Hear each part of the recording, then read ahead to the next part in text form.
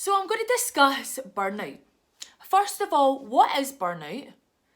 And is it just related to work?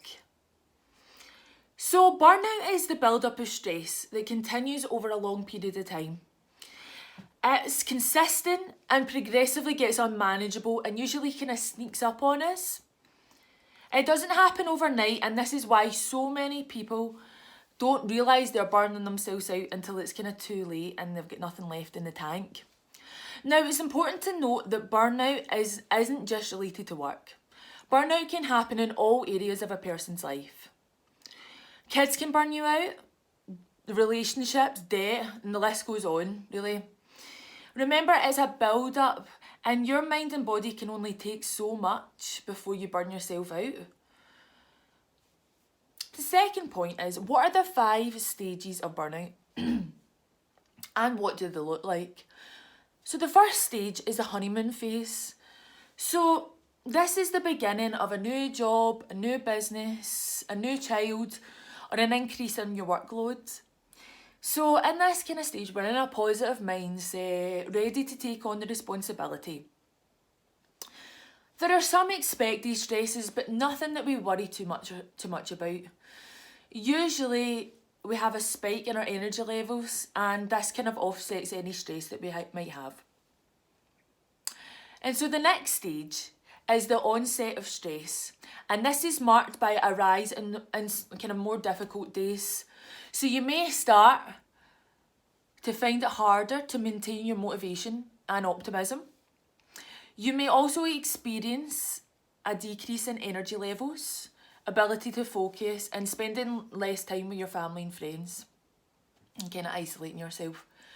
The third stage is chronic stress, which is characterised by stress and when you experience stress and anxiety most days. The stress is more intense than in stage 2 and very difficult to manage. So you may start being late for things, kind of struggle to get up in the morning, struggle to find any joy and happiness in your day.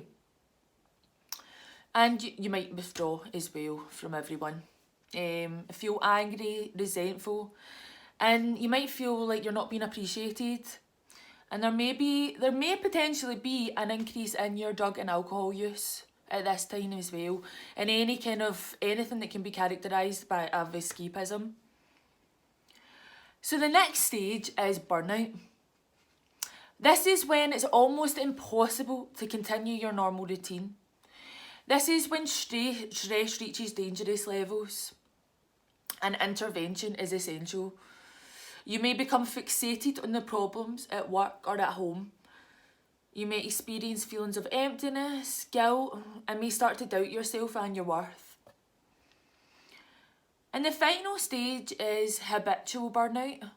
This is when your mind and body reach complete exhaustion.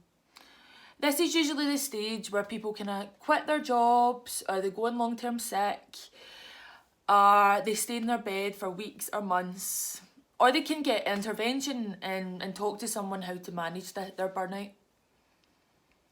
So how can we prevent burnout or minimise the harm that it causes us? So how we do this is we remember the 3 R's. So recognise, reverse and resilience. Recognise, so we watch out for the red flags of burnout, the things to look out for. Reverse, and so this is when you minimise the harm that it's causing you by seeking support and managing your stress. Resilience. This is when you build up your resilience to stress and by taking care of your physical and emotional health. So you will thank yourself in the long run for this. Talking to someone you trust about how you are feeling can really help you recognise that there's an issue and kind of problem solve to help you find the best course of action. Remember, you have the answers. But it's just about having someone to bounce ideas off of. Remember, stress is always going to be there, but it's how we manage it that matters. Thanks for listening.